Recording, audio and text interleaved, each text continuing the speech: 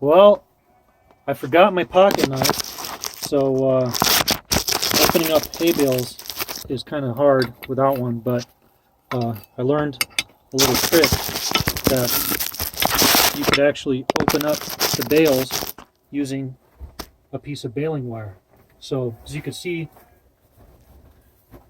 you just go ahead and lift up the baling wire, and through friction you just open that bad boy up.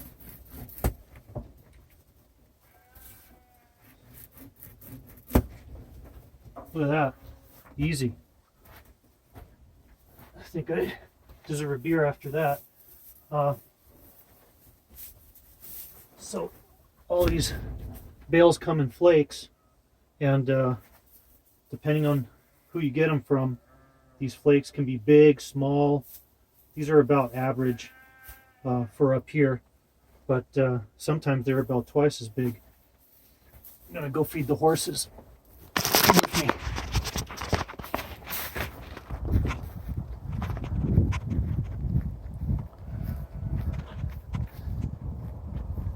These two guys are somewhat rescues, and they're greedy. So this is Solstice. He's a Mustang that was rescued, quote unquote rescued, by BLM because there are too many of them supposedly. Anyhow, we bought him for a very low price, and he's been kind of just a pet. And then this is D'Artagnan. He's a little older, as you can tell. He was rescued by a friend, and then we bought him from the friend, and now these two guys are buddies, and they love each other. They're giant dogs, basically, the way that they act. D'Artagnan is very gentle. Solstice can be gentle, but he could be kind of mean sometimes. So that's them. Let's go off to somebody else. All right, got some more hay. Now we're going to go over to the sheep and the nasty alpaca. And he's actually okay, but he's kind of a bully sometimes. So one of the things that I like about sheep is that they're kind of cute, and they're soft, but they're kind of timid. So they're herd animals, and a lot of the times, even though they seem friendly, they'll go and scatter away at the slightest crazy move. As you can see, there's the alpaca, kind of checking things out, being a bully. So I like to separate the flakes so that if the alpaca wants to be a bully, they can go over. The good thing about the alpaca is that it's a protector. It doesn't like any coyotes or anything else going inside the pen with the sheep. So it's nice to have them.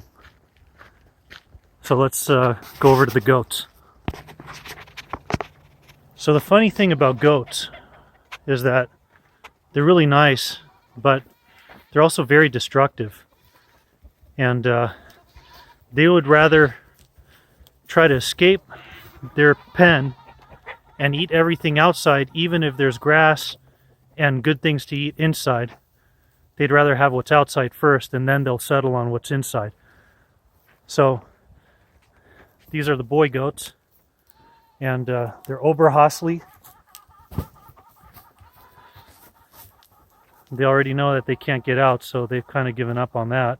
However, they are escape artists, and one of these males keeps getting out, so I've had to reinforce their area by making the fence taller.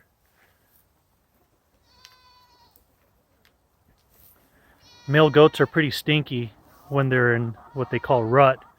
It's just when they when they want to attract the females or seem attracted to them, they want to go ahead and pee in their mouths and then spray the pee all over them. It makes this nasty musk, but it's a necessary evil when you're ranching. So there they are eating, all 4 of them. 2 of those are going to be harvested for meat. Even though they're dairy goats, they're still goats and they taste good. Goat meat is leaner than beef. To me, it tastes a lot like venison and has less cholesterol than chicken. So I like to eat it. My family likes to eat it.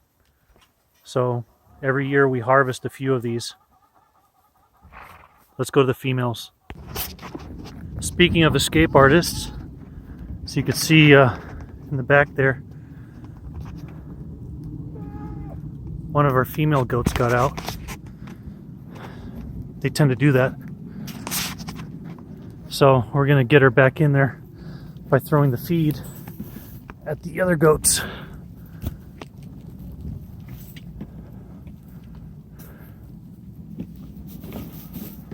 Ah, there.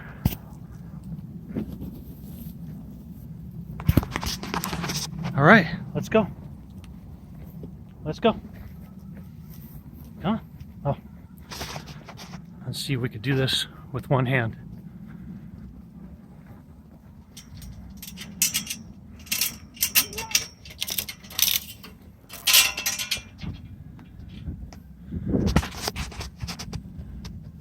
I guess I can understand why people use selfie sticks for filming these videos.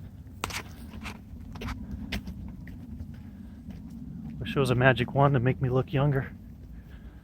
All right. So she went back in there. It's a big code 4, which in police talk is everything's okay. But as you can see, these Oberhasli, these are dairy goats. We need to buy a new top for that Quonset hut structure because the wind tore it up, so it's being ordered. But anyhow, these guys are really gentle. They still are escape artists and will destroy everything to try to get out and eat trees, and especially pine trees. But their milk is really sweet and you can make great cheese out of it. I've made mozzarella, I've made feta and queso fresco. I've made all sorts of cheese out of them, out of the milk, and it's delicious. It doesn't have that gamey flavor that a lot of other goat milk has. To me, it tastes a lot like cow milk, just with a sweeter flavor. So anyhow, there are the female Oberhaslis. There is one little pygmy goat there. His name's Arthur, and he's the fat little chunky one with attitude. He thinks he's twice the size of those things. So, all right. Well, listen, you guys, thanks for watching.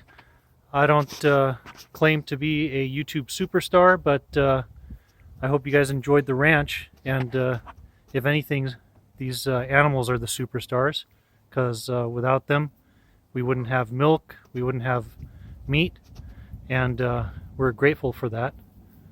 They do take a lot of care and a lot of food and a lot of water, but it is enjoyable because they're amazing animals.